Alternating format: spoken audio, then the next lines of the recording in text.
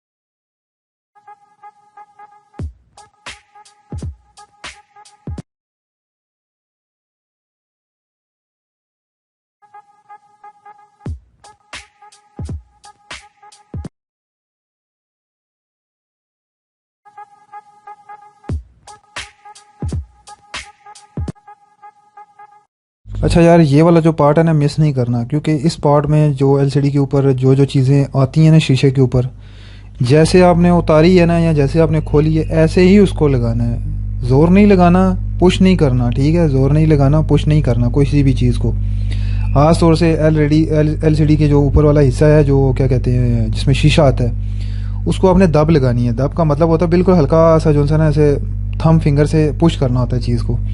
ये इसका जो ब्लैक शीशा हम रख रहे हैं ना, ये मैं अपनी ज़ाती बात कर रहा हूँ। हम काफ़ी पुराने अरसे से इसे रिपेयर कर रहे हैं, एलसीडी वगैरह माइक्रोवेव। काफ़ी दफ़ा ये एलसीडी हमसे खुद ख़राब हो चुकी है। मैं बता इसलिए रहा हूँ कि मैंने टिकटॉक पे भी देखा है और यूट्यूब पे भी देखा है। लोग कहते हैं घर में बैठ के बैक लाइटें ठीक कर लें, घर में खोल के ये चीज़ ठीक कर लें। भैया आप नॉन प्रोफेशनल हो, हम लोग प्रोफेशनल बंदे बैठे हैं, हमसे ये नुकसान हो जाता है, आप कैसे बच सकते हो? ऐसी छोटे मोटे ये वो क्या कहते हैं सड़क छाप यूट्यूबर्स को वीडियोस देख के अपना भी ना चीज़ भी ख़राब कर दोगे और उल्टा और नुकसान भी कर दोगे। ये जैसे एलसीडी खोलनी है वैसे ही बंद करनी है, ठीक है। तो प्लीज़ इस वाले पार्ट को भी गौर से देख लेना, क्योंकि इसकी ये बैक साइड पे जो स्ट्रिपें वगैरह लगती हैं वो सारी जैसे पहले खोली थी वैसे ही लगा रहे हैं। अगर आपने गलती से खोलनी है या किसी मैकेनिक ने खोलनी भी है तो जैसे खोलोगे वैसे ही बंद करनी है। फिर बोल रहा हूँ ज़ोर नहीं लगाना, पुश नहीं करना, सिर्फ हल्की सी दब लगानी है जो थंब फिंगर से होती है, जिससे एलसीडी का शीशा डैमेज ना हो। या जैसे वो एलसीडी का शीशा डैमेज होता है तो ब्लैक कलर के धब्बे आ जाते हैं, या बाद दफ़ा कफ का भी मसला आ जाता है।